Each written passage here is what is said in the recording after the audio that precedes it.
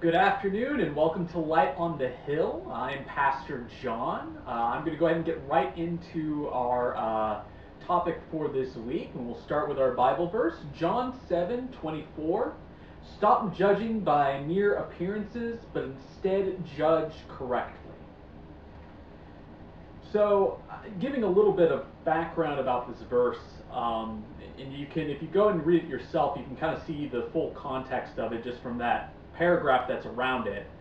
Jesus here is in a bit of a confrontation with some religious scholars who had been listening to him teach, and they had been judging him based off of the fact that he didn't necessarily have the education that they thought he should have, and he was speaking with a level of authority that you just didn't do.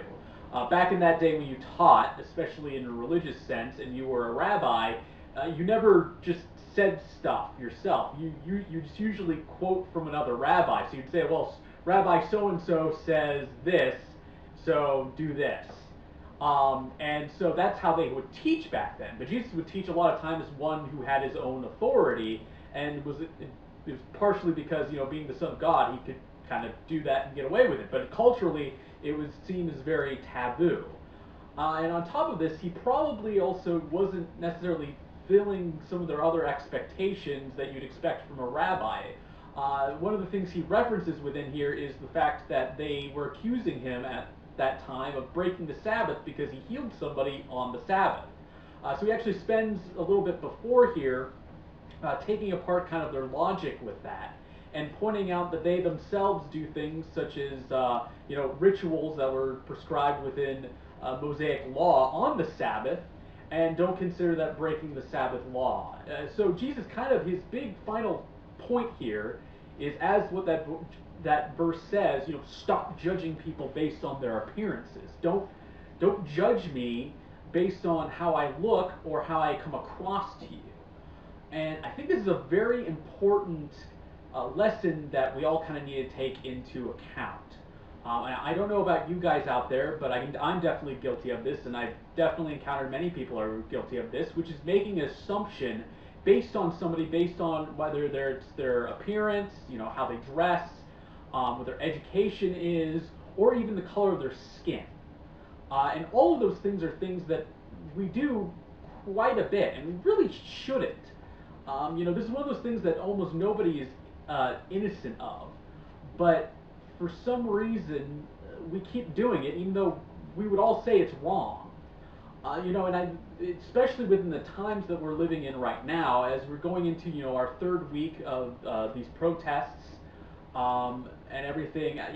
We've been hearing a lot of stories, especially from the African American community, of situations where they have been judged based off of their appearance and not based off of themselves.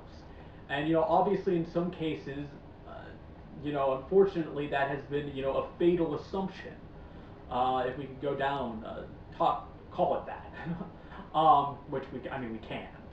Um, and it's something that's really kind of difficult. It's kind of something difficult that we're all facing in this country, and I think we really need to kind of hear these stories. Now, obviously, I am very white, so I don't have any stories like that, but there is something which I consistently kind of think of whenever this is going on, and it was a story from when I worked back in my sales job.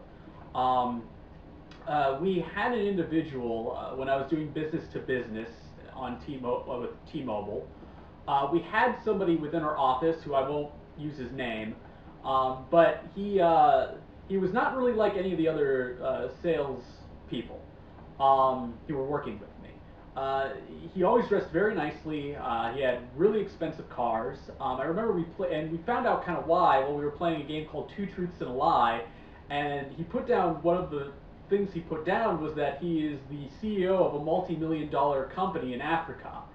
And that actually is true. He was. He was an individual with a lot of money, and he pretty much took an entry-level sales job because he was bored. He didn't need to work, but he was bored. And so he kind of enjoyed it. And, we would have these situations where you got paid to buy the line that you signed people up with. And, most of us, myself included, would be happy if we went out and got an account with like 5 lines. With him, he never did any accounts like that. The only accounts he did were stuff with like 100 lines. So he would make he'd make a sale, and where the average was maybe $100 to $200, his were like 1,000. So it was very different, and a big part of it was that he was, he was the CEO himself, so he was very comfortable kind of going in and talking with people who have those bigger businesses and going for those bigger accounts. But he told a story one night when we were all kind of hanging out and bonding as an office about when he lived in New York and he was stopped by the cops. Now, for me, whenever I get stopped by the cops, it's a pretty routine experience. I give them a license and registration, and typically I'm on my way. If I've thankfully never gotten a ticket.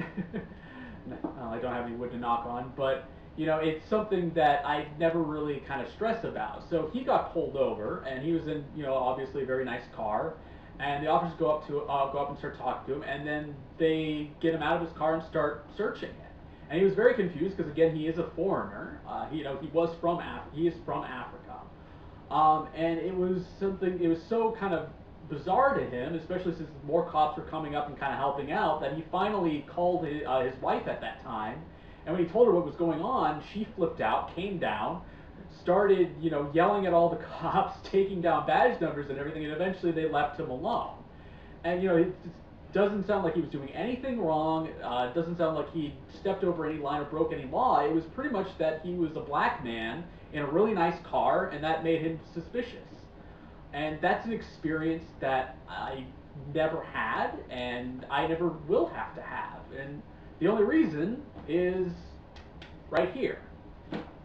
So I really want to encourage you all out there, again, as we're continuing to go through this, to listen and also just kind of pay attention within your own lives to times when you do these kinds of things, when you make those kinds of judgments. Because obviously you might not be in a position where you do something like that, but at the heart of what's going on here is this is part of that. This is part of what is the issue within our country is, this tendency to look at individuals and judge who they are and what they're doing based purely off of their appearance. And it's something which we need to get away from and really continually work on and just get better at. So with all that being said, that is all I have for you this week. I hope that you will continue, staying safe out there, and I will go ahead and close us all in prayer. Lord, I thank you so much for this time that we could come together and talk more on all of these issues we're facing in this country. I just pray that you will help us to resolve all of the sort of situations going on with racial injustice, that you'll give us guidance on what we need to do to confront this and to become better as individuals and as a country as a whole. I continue to pray for all of us as we are going through this pandemic. I just pray that you will help our health officials to lead us in a way that will keep us safe and allow us to get this pandemic knocked down. And I just pray, God, that you will also just keep them safe as they're dealing with it, and keep the rest of us safe as well. In your name, amen.